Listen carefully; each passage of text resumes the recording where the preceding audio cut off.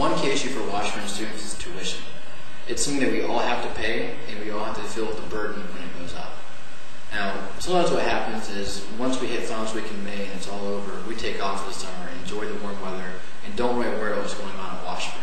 Well, during that time period, the Board of Regents will meet, and they will increase tuition.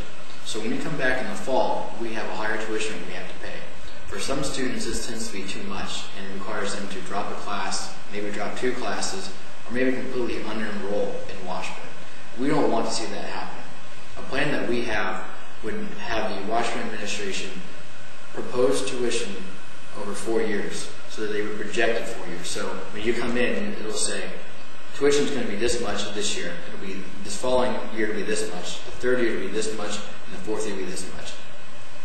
And once they say this, it can't go up. They can't change tuition in those 4 years.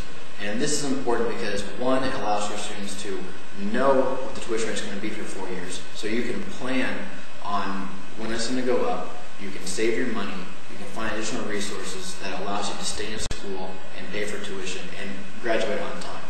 The second reason this is important is that it still allows the Washburn administration to adjust tuition rates and stay competitive with other schools, but they still have to stay accountable to their students by letting us know what it's going to be 4 years in advance.